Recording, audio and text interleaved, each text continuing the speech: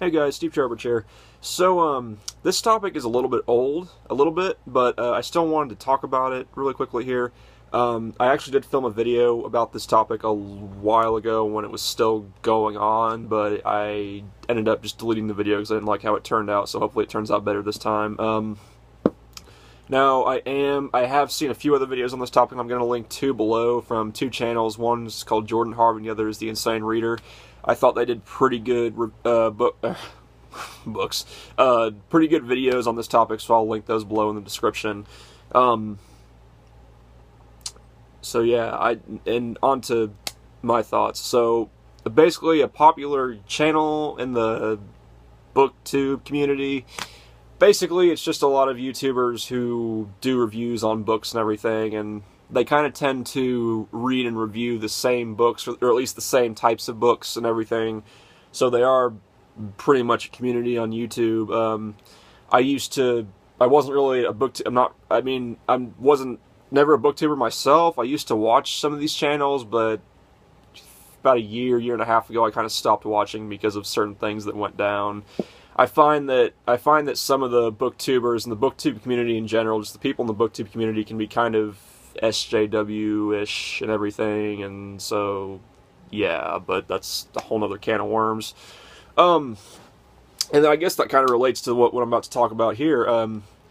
So abookutopia, I believe is her name, Sasha, and someone else whose name is not coming to mind right now, but they wrote a book called Zenith, and they published it and everything, and I believe it got attention from, like, bigger publishers and everything, but they wrote and published this book, and basically, the reviews ended up being not so good.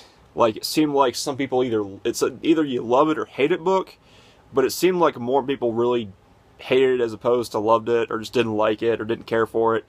And basically, a lot of the more popular booktubers or whatever weren't really doing reviews on the book, and I guess that's because they're also friends with abookutopia Sasha, and they didn't want to do a review on it, like a more critical review of it, in the fear of offending her or hurting her feelings or whatever. So they just didn't do reviews. So a lot of smaller booktubers just started doing reviews of their own on the book. And I'd say for the most part they got not a bad reception, but they got some pretty nasty comments and just some nasty feedback in general from some people.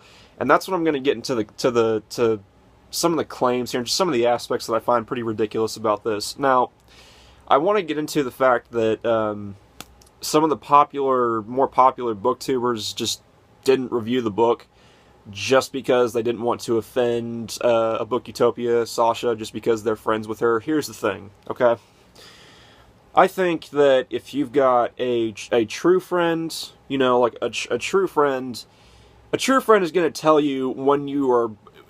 A true friend is going to be honest with you, okay? A true friend is going to tell you when you're doing something bad or when you're going to make a mistake or something, and so on and so forth, okay? If you want people who are never going to criticize you, or not criticize you necessarily, but just like who aren't going to be honest with you, and you just want to be surrounded by people that just tell you what you want to hear and everything, you don't really want friends. You basically just want yes men, or yes women, whatever. You just want people that surround you that tell you what you want to hear. You basically just want to live in an echo chamber, okay? In my opinion, like I said, a true friend is going to be honest with you. If you're about to do something that's not smart, or if you're about to do something that's, or if you're about to, let's say you're going to write a book, and you want a second opinion before you publish it, and you have your friend read it, and they might give you a few critiques or whatever. I think that's what a true friend would do, okay? I don't think a true friend just blindly agrees with you on everything and just says, oh yeah, you should totally do this and do that and everything. Like, that's not a true friend to me, okay? And I think the fact that sort of mindset is going on in this community, in this booktube community, I think it's not a healthy mindset. I think it's kind of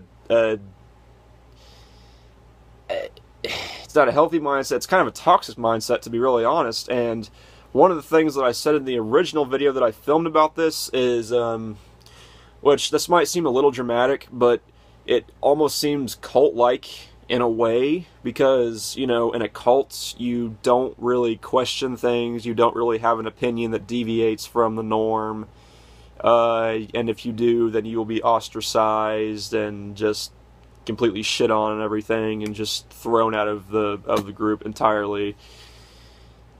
And that's kind of what came to mind when I thought about this whole groupthink, pretty much. So yeah, I don't think that they should be worried about offending a Booktopia, some of the more popular booktubers. You know, I feel like any true author or any true artist of any kind, like a director, author, actor, chef, whatever, any creator of any kind that is any type of professional should be able to handle critiques and criticism, okay? If you can't handle someone giving you constructive criticism on your work, and that means constructive criticism that might not always be positive, if you're not prepared to get all types of feedback, not just positive, then you shouldn't be. You just shouldn't be like releasing your work to the public. Okay, you just shouldn't. Okay, because if you're going into this with the mindset that you're only going to get positive feedback, and then if you flip out and just try to basically cover your ears and just like sing loudly whenever you get negative feedback, again, you're not thinking about it realistically, and you just shouldn't be releasing your work to the public. I mean, like, I don't want to be too mean about it, but that's just how it is. It's you can't. I mean, you're acting like a snowflake. Okay, like, you've got to be ready to handle all types of criticisms and feedback. Like, freaking out when like, not wanting to tolerate, you know, not being intolerant of all kinds of feedback is just not the right mindset. Like, one of my favorite authors, Stephen King, one of my favorite authors, has openly criticized some of his own books. He has openly said that he does not like some of his own books and has openly criticized them. Some of the books include Tommyknockers, Dreamcatcher, Insomnia, Rose Madder, and even some of the books that he wrote earlier on in his career, like Blaze. Okay, he's criticized all of those works. Okay, so I mean, if you're not capable of being able to take critiques, and then being able to see maybe some of the flaws in your own work, and maybe like even like critiquing yourself, then you just shouldn't be releasing your work to the public, or to anyone for that matter. Just keep it to yourself. It's not a mature mindset to have, you know. Which gets into something else. It gets into the claim that some people have made that, I don't know if an actual booktuber has made a video saying this, but there was this claim going around that people who have more critical or negative reviews of books just want attention. Like, what? like what? Like, it. You know, I don't know what to say. I don't think I should have to refute that. I mean, it's ridiculous. I mean, people are going to have different opinions on all types of things. Entertainment is subjective.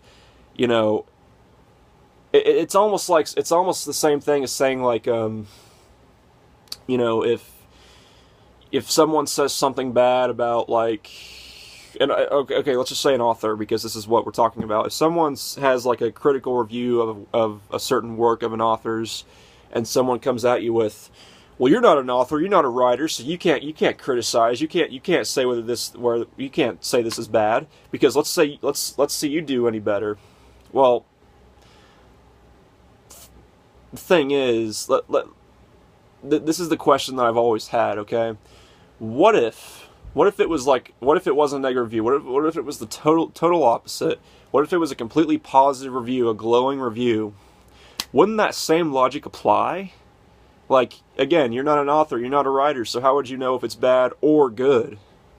Like, that logic falls flat on its face. It's basically the same type of logic with this, oh, negative reviewers just want attention, you know. Again, that's immature, that's stupid, okay? People are entitled to their own opinions.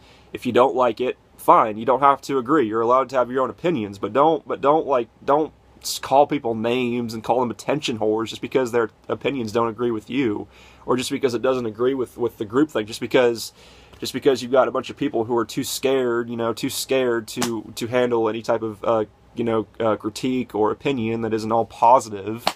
Doesn't make it an attention whore. Doesn't mean they just review a work more critically just for attention. People have different opinions. That's how the world works. Get over it. And plus, I think in one video, in the video that Jordan Harvey did, I believe, she said that, I think she went to a book signing. It was an event with both the authors. One of them or the other, maybe both of them, basically said that they don't want to see negative reviews. They want to see just positive reviews, and they don't want any negativity. They just want positivity. And again, I mean, same thing that I said earlier. I mean, if you're going with the intention of releasing your work to the public, or for the public to consume, and you're living in this world where you just want it all positive. You don't want to hear anything negative, just all positive. Again, that's not the right mindset to have. That's not a constructive mindset to have. That's not a productive mindset to have. That's just childish. It's immature. It's not professional. I mean, if Stephen King or Dean Koontz or hell, if Sarah J. Maas or someone like that, releases a book and then just says, "Oh, I don't want to see any negative reviews on this book. I just want to see positivity." Like, do you know how that's going to make them look?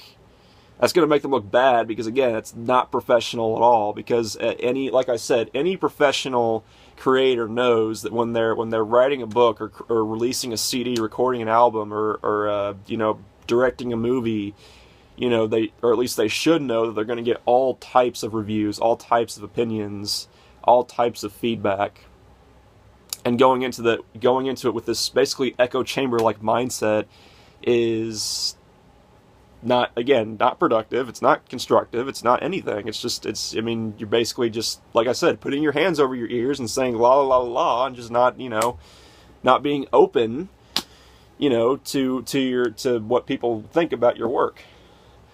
And I'm not saying that I'm not saying that like you should just be like when you're creating something, you should be so self-conscious that it affects the work and it causes you not to get it done,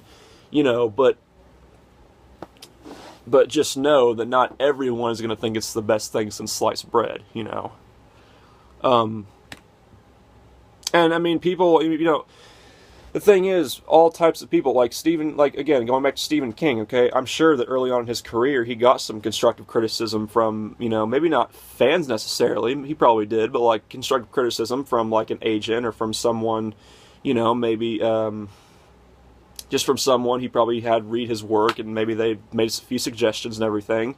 Constructive criticism is how people grow, Sometimes criticism is good. It's not easy to accept. I'm not saying criticism is easy to take. It's not, but you've got to be open to it and everything, and that's how people grow as artists and as people in general. So, with this mindset, it's not realistic, because that's simply not how the real world works. Okay, when you get to the point where you only want positivity surrounding your work, you're not living in the real world. You're living in a fantasy land and an echo chamber, a fantasy land that is an echo chamber. So that's basically my opinion on this. This wasn't the most coherent. I'm sorry, I kind of went all over the place, but those are my thoughts on this drama. I think it's ridiculous, and I think people need to grow up a little bit and get a thicker skin. So yeah. Anyways, that's it for this one, and I'll talk to you guys later. So peace and have a good day.